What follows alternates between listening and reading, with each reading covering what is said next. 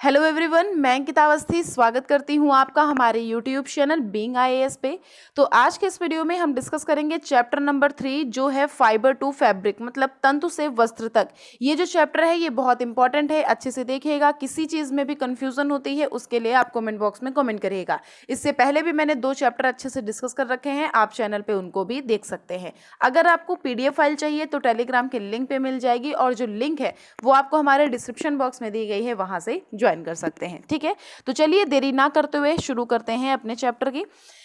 इसमें लिखा हुआ है, Paheli and Boojho won the first prize in a science quiz competition held at their school. मतलब जो पहेली बूजू हैं इन्होंने अपने स्कूल में एक प्रतियोगिता मतलब कंपटीशन आयोजित किया गया था। कौन सा? विज्ञान प्रश्नोत्तरी प्रतियोगिता, मतलब साइंस क्विज कंपटीशन।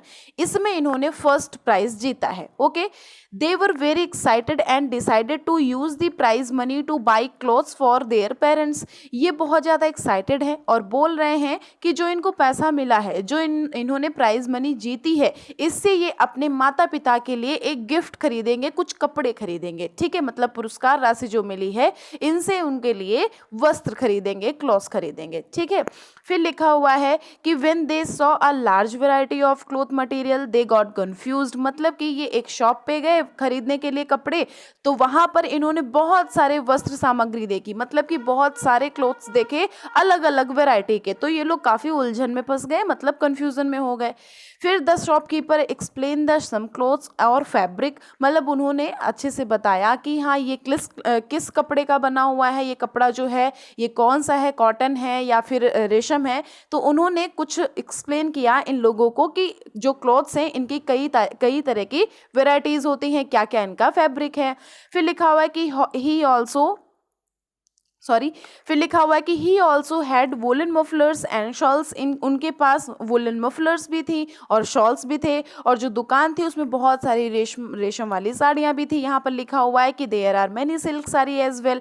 तो जो ये पहेली और बूझो थे, इन्होंने बहुत सारी ये चीज़ें देख करके ये काफ़ी खुश हो गए, और इन्होंने देखा और इन्होंने कुछ ऐसे कपड़े थे जिनको छू करके भी देखा, फील करके भी देखा। ठीक है, फाइनली इन्होंने क्या ले लिया? फाइनली इन्होंने जो मैंने अभी बताया वूलन और मफलर देखा था, और जो कॉटन साड़ी देखी थी, इन्होंने ये 3 चीजें ले ली, वूलन मफलर और दो चीजें ले ली, वूलन मफलर और एक सूती साड़ी। ठीक है, अब हम नीचे पढ़ते हैं। नीचे लिखा हुआ है कि after their visit to the cloth shop Paheli and Boojho begin to notice varieties. देखी इन्होंने बहुत सारी। इन्होंने जब क्लॉथ वाली जो शॉप थी, इन्होंने इधर उधर देखा तो इन्होंने बहुत सारी वेराइटीज देखी कि बहुत तरह के वेराइटीज हैं वस्त्र की।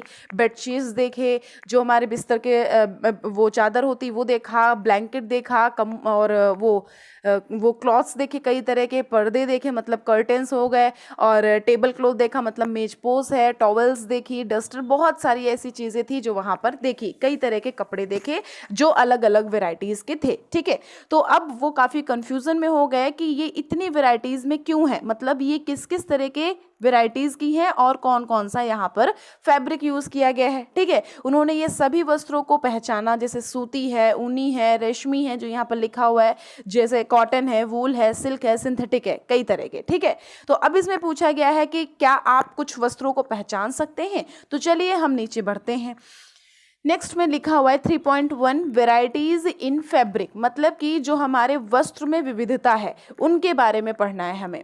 तो एक्टिविटी नंबर फर्स्ट में क्या दिया गया है? एक्टिविटी नंबर फर्स्ट में कुछ भी ऐसा खास नहीं दिया गया है। इसमें सिंपल ये दिया गया है कि आप एक आस पड़ोस में कोई दर्जी है, उनके पास अगर जाइए, उनके पास अगर जो कतरन रहता है, कतरन मतलब जो बचा हुआ पीस रहता है, जो हमारा वो काम करते हैं, उनसे जो भी हमारा बचा हुआ पीस रहता है कपड़े का, वो आप लीजिए, उसको छू करके देखिए और देखिए कि वो किस कपड़े का बना हुआ है। ठीक है, उनसे पूछ करके भी देखिए कि जैसे कुछ अभी मैंने बताया सिल्क है, रेशम है, इन तरह के वुलन है, इन तरह के कपड़े होते हैं। ठीक है, तो उनसे पूछिए कि ये किस तरह का कपड़ा है, उन जानने की कोशिश करिए। तो इसमें वही लिखा हुआ है। ठीक है, जैसे यहाँ पर ये एक कपड़ा दिया गया है, लिखा हुआ है कि ये एक पीस है जो आपने दर्जी से लिया है, अब इसके बारे में आपको जानना है। ओके, अब एक्टिविटी नंबर 2 में क्या बोला गया है? एक्टिविटी नंबर 2 में बोला गया है कि select a piece of cotton fabric you labelled in activity number first. जो एक्टिविटी नंबर फर्स्ट में आपने एक कपड़ा लिया था, जो मैंने आपको बताया था अभी, वो जो कपड़ा लिया था आप उसको लीजिए, ठीक है। इसका एक जो कोना है, एक जो सिरा है उस पर कोई ढीला धागा या तागा ढूंढने का प्रयास करिए। जैसे कि ये अगर एक कपड़ा है तो इसमें ऑब्वियस कहीं ना कहीं धागा होगा, ठीक है, और उसको बाहर निकालिए, ठीक है। अगर आपने उसको बाहर निकाला, सॉरी, तो ये कुछ इस तरह का यहाँ पर एक देख सकते हैं पिक्चर बनी हुई है। अगर आप उसको बाहर निकालेंगे तो धागा आपको जैसे जब बाहर निकालते हैं तो कई तरह के धागे निकलना शुरू हो जाते हैं, है ना। तो उनको आप बाहर निकालिए। यदि कोई ढीला धागा है, अगर आपको दिखाई ना दे तो जैसे पिन होता है उससे आपको निकालने की कोशिश करिए, बाहर खींचे, ठीक है। फिर हम क्या देखते हैं, फिर हम देखते हैं कि जो तागे हैं वो एक साथ कई तरह के तागे को निकालते हैं, ठीक है। अब जो ये तागा है, मतलब कि जो ये यौन है, तागा को बोलते हैं यॉन्स। तो ये जो यौन है ये अब किससे बनता है, अब हमको ये पढ़ना है। तो नेक्स्ट हमारा पॉइंट है फाइबर। फाइबर मतलब एक्टिविटी नंबर 3 में हम पढ़ेंगे। फाइबर में कुछ भी नहीं है, बहुत इजी इसमें बताया गया है। फाइबर में बोला गया है कि जो सूती कपड़ा है, ठीक है, आप सूती कपड़े से कभी तागा निकलते हुए देखे हैं? देखे होंगे, पक्का देखे होंगे। तो जो तागा है उस तागे के टुकड़े को मेज पर रखिए और जो ये तागा है उस दोनों टुकड़े को सिरे पर पकड़िए, उनके जो सिरे हैं उन दोनों सिरे को पकड़िए और उनको ट्विस्ट करते रहिए, ठीक है। तो उनको जब ट्विस्ट करेंगे तो उसमें से आप कई तरह के लड़ियों को विखंडित देखेंगे, मतलब कई तरह के जो धागे होंगे, जो यौन होंगे, वो स्प्लिट हो जाएंगे, मतलब इधर उधर निकल जाएंगे, ठीक है। आपने ये चीज़ देखी। फिर क्या लिखा हुआ है, नेक्स्ट पे बढ़ते हैं हम। फिर लिखा हुआ है कि you might have observe something similar when you try the thread a needle. मतलब कि अगर जैसे सुई में अगर ऐसे आपने देखा कि बहुत सारे धागे निकल आए। अब दूसरा विधि हम आपको बता रहे हैं कि आपने एक निडल ली, उसमें जब भी आप धागा डालते हैं कभी कभी ऐसा होता है कि वो कई सिरों में निकल जाता है, कई स्प्लिट्स हो जाते हैं उसमें। एक चीज़ ये आपने देख ली। अगर ऐसा होने लगता है, ऐसा होने पर जो तागा है, मतलब जो यौन है, इसको सुई के नाके से गुजारना बहुत कठिन हो जाता है ना, बहुत टफ हो जाता है। जो तागे हैं, ये दिखाई देने वाली जो पतली इनकी लड़ियाँ, जो ये स्प्लिट्स हैं, ये भी अधिक पतली लड़ियों से मिलकर बनी होती हैं। और जो ये स्प्लिट्स हैं ये जिनसे मिलकर बनी होती हैं, हम बस उन्हीं को बोल देते हैं फाइबर्स। समझ में आ गया। तो यहाँ पर फाइबर बताया गया कि फाइबर क्या होता है। अब इसमें बोला गया है, जैसे अब देखो समझ में आ गया ना कि जो तागा है वो किससे बन गया, फाइबर। फाइबर से तागा बनता है। और जो तागा है, तागा से क्या बनता है ये भी हम देखेंगे। अब कई तरह के तागे होते हैं, सबसे पहले हम ये पढ़ लेते हैं। लिखा हुआ है fabric are made up of yarn and yarn are further made up of fibres. Where do the fibre come from. मतलब कि ये इस तरह के बने होते हैं और जो ये हमारे फाइबर्स होते हैं ये आते कहाँ से हैं। ओके, तो इसमें लिखा हुआ है कि the fibre of some fabrics such as cotton है, जूट है, सिल्क है, वूल है, ये सारे हमारे कहाँ से आते हैं, जो कॉटन है, जूट है और जो ये वूल है, ये सब कहाँ से आते हैं। तो ये सब आते हैं हमारे एनिमल और प्लांट से। कहाँ से आते हैं, एनिमल और प्लांट से। और जो ये इस तरह के फाइबर्स होते हैं इनको ही हम बोलते हैं नेचुरल फाइबर्स। नेचुरल मतलब जो हमारे नेचर से चीज़ें आती हैं, एनिमल से आती हैं, प्लांट से आती हैं, इनको हम प्राकृतिक तंतु या फिर हम नेचुरल फाइबर्स कहते हैं। ठीक। अब लिखा हुआ है cotton and jute are example of fibre obtain from plant. मतलब कि लिखा हुआ है जो हमारा रुई है और जो जूट है ये पादपों से प्राप्त होने वाले तंतुओं के एक एग्जाम्पल हैं। ठीक है। Wool and silk fibre are obtain from animal. जो वूल है और जो ये सिल्क है ये कहाँ से आते हैं, ये हमारे आते हैं एनिमल से। अब वूल जो है, ये वूल is obtain from the fleece of sheep और गॉट। ये आपने पढ़ा होगा कि जो ऊन है और जो भेड़ है और जो बकरी है इनसे जो ये कर्तिन ऊन है ये भी आती है। तो इस तरह की चीज़ें इसमें लिखी हुई हैं कि हमें बताया गया है कि किन किन एनिमल से या किन किन पादप से, मतलब प्लांट से कौन किस किस तरह की ऊन आती है। जैसे कि ऊन है, जो ऊन है ये भेड़ और बकरी से आती है। ठीक है। खरगोश और याक, ये ऊँटों के जो बाल होते हैं उनसे भी प्राप्त होता है।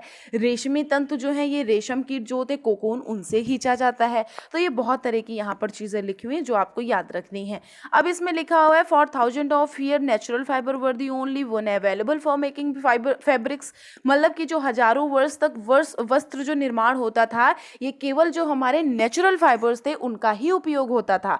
पिछले लगभग 100 वर्ष ऐसे हैं जहाँ पर रासायनिक पदार्थ, मतलब कि जो यहाँ पर लिखा हुआ है जो केमिकल एलिमेंट्स होते हैं, यहाँ पर एक मिनट, हाँ, केमिकल सब्सटेंस जो होते हैं लिखा हुआ है, पिछले लगभग 100 वर्षों से ऐसे रासायनिक पदार्थ हैं जिनका जो सोर्स है ये पादप है और जो जंतु ये नहीं है, ये दोनों नहीं है, ठीक है। इनसे तंतुओं का निर्माण किया जाता है, तो इसी को हम बोलते हैं सिंथेटिक फाइबर। अब ये चीज़ आपको क्लियर हो गई। अब इसमें लिखा हुआ है एग्जाम्पल्स कौन कौन से, पॉलिएस्टर है, नायलॉन है, एक्रिलिक है, ये संश्लेषित तंतु हो गए, कुछ उदाहरण हैं। अब ये चीज़ आप समझ ही गए होंगे। अगर आपको कन्फ्यूज़न होती है कमेंट बॉक्स में कमेंट करिएगा। तो कुछ इस तरह के हमारी बात थी जो हमारे बताया कि यौन जो हमारा फाइबर है यौन बनता है और यौन से हमारा क्या बनता है, फैब्रिक। अब हम देखते हैं कि सम प्लांट ऑफ फाइबर्स कैसे होते हैं।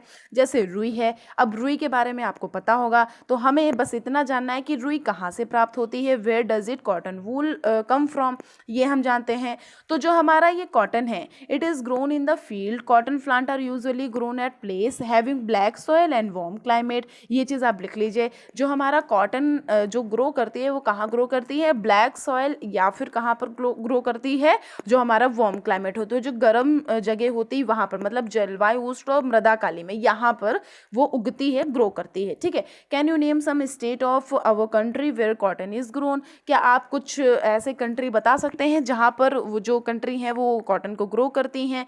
फिर लिखा हुआ है the fruit of cotton plant, जिसे कॉटन बॉल्स बोलते हैं जिनको, ये are about the size of lemon, जो ये हमारे ये होते हैं कॉटन बॉल्स, ये हमारे कुछ लेमन के साइज के होते हैं। After maturing the balls burst open the seeds cover with cotton fibre can be seen, जब लिखा हुआ है यहाँ पर जो हमारा कॉटन होता है, यहाँ पर आप इमेज में देख लेंगे, यहाँ पर कॉटन इस तरह के होता है, जब कॉटन जब होता है तो उसमें सीड्स भी होते हैं, ठीक है, और सीड के ऊपर ही कॉटन होता है। जब कॉटन हटाएंगे तो आपको सीड दिखने लग जाएगा। तो बस यही चीज़ यहाँ पर बताई गई है। अब लिखा हुआ है कि have you ever seen a cotton field that is ready for picking, मतलब कि क्या आपने देखा है कि कॉटन फील्ड जो होती है वो क्या रेडी होती है कि आप उसमें से मतलब कॉटन ले सकें, ये चीज़ आपने कभी देखा है या नहीं देखा है, ये यहाँ पर पूछा गया है।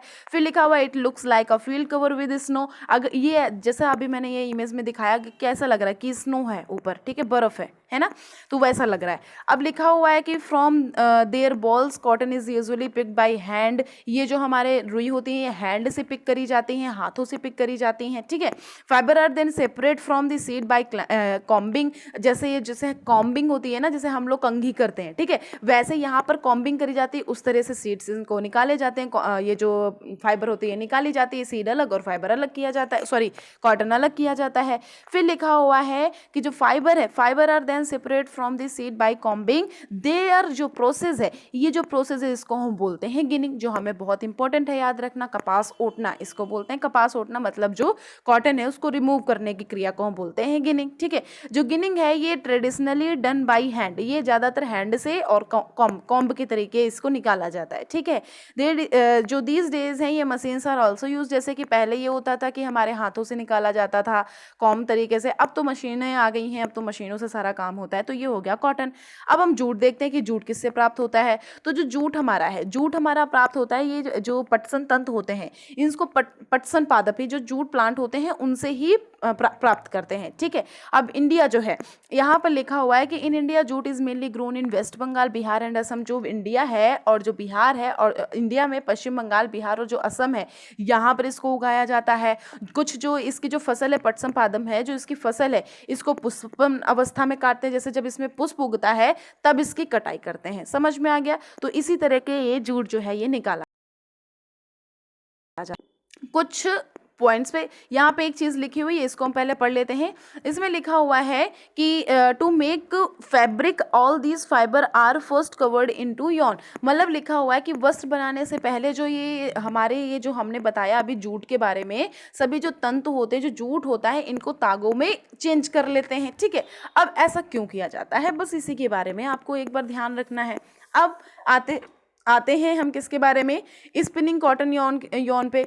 स्पिनिंग कॉटन यॉन मतलब सूती तागे की कटाई, ठीक है। अब इसमें क्या है, you can try making cotton Yon yourself, मतलब कि आप स्वयं से सूती तागा बनाने का प्रयास कर सकते हैं। अब एक्टिविटी नंबर 4 में क्या लिखा हुआ है, एक्टिविटी नंबर 4 में बताया गया है कि स्पिनिंग क्या होता है। स्पिनिंग क्या होता है? जो हमारे ये रेशे हैं, मतलब कि जो हमारे ये फाइबर्स हैं, ये जो मतलब रेशे पाए जाते हैं, इनसे तागा कैसे बनाया जाता है, और तागा बनाया अभी मैंने आपको बताया कैसे जाता है। तो उसकी जो प्रक्रिया होती है, जो उसकी प्रोसेस होती है, उसको क्या कहते हैं? तो उसको हम बोलते हैं स्पिनिंग। ठीक है, अब ये आप ध्यान रखेंगे, ये इंपॉर्टेंट है आपके लिए।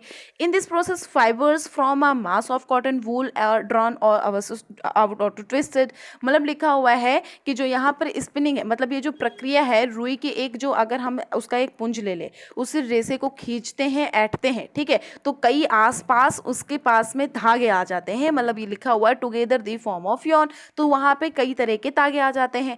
फिर लिखा हुआ है कि a simple device use from spinning is a hand spinner, मतलब कि लिखा हुआ है कि जो कटाई है, मतलब कि जो ये स्पिनिंग है, मतलब स्पिनिंग जो है, इसके लिए एक सरल युक्ति हस्त तकवा का उपयोग भी किया जाता है। जैसे कि आपने महात्मा गांधी को देखा होगा, आपने तकलीक सुना होगा, चरखा सुना होगा, है ना। महात्मा गांधी जो राष्ट्रपिता थे, इन्होंने स्वतंत्रता आंदोलन के एक पक्ष में के रूप में जो लोकप्रियता थी वो प्रदान की थी। ठीक है, इन्होंने लोगों को हाथ कते तागे जो थे, इनसे बुने वस्त्र, मतलब जो खादी है, इनको पहनने और ब्रिटेन की जो मिलों हैं, इनसे जो कपड़े बने, इनका बहिष्कार करने के लिए प्रोत्साहित किया था, जिससे कि क्या हो, जो यौन है ये बढ़े, इनका प्रोड्यूसन जो ये है, प्रोडक्शन ये अच्छे से बढ़े।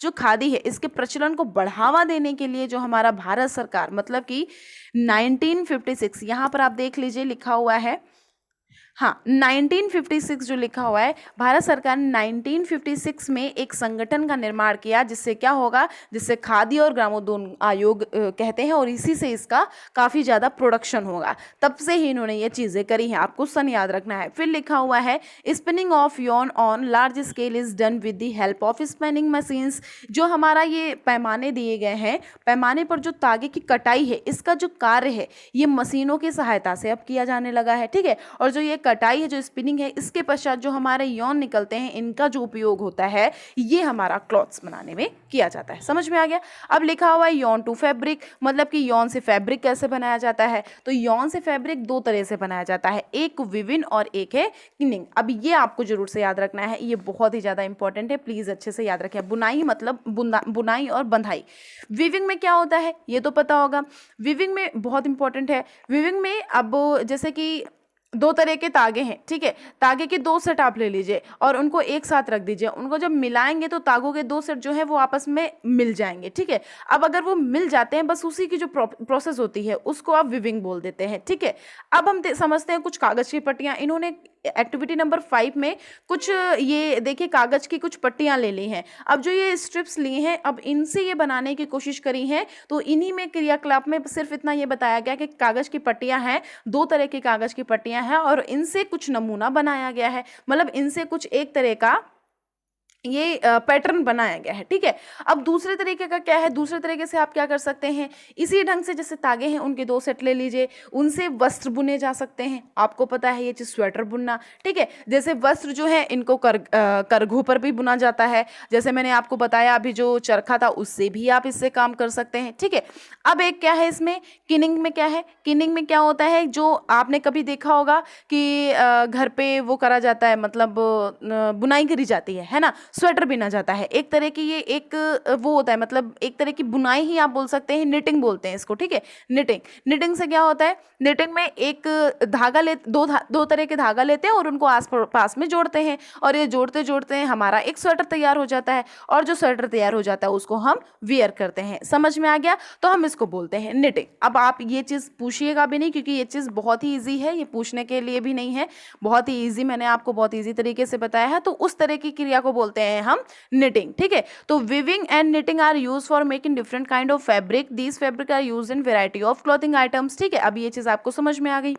अब लिखा हुआ है कि हिस्ट्री ऑफ क्लॉथिंग मटेरियल, मतलब वस्त्र सामग्री का इतिहास क्या है। इसमें सिर्फ ये लिखा गया है, मेनली मैं आपको अपनी लैंग्वेज में बता देती हूँ कि पहले क्या होता था। पहले प्राचीन काल में लोग क्या कहते थे, लोग मतलब जो वृक्ष होते थे उनकी छाल पहनते थे, जिसको वल्क बोलते हैं। ठीक है, बड़ी बड़ी पत्तियां थी, जंतु की जो चर्म है, समूर, उन सबसे अपना शरीर ढकते थे। ठीक है, फिर क्या होने लगा, फिर इन्होंने और इसी तरह से मतलब घास को बुनकर ये चटाइयाँ बनाने लगे, डलियाँ बनाने लगे। ठीक है, इस तरह की चीज़ें होने लगी।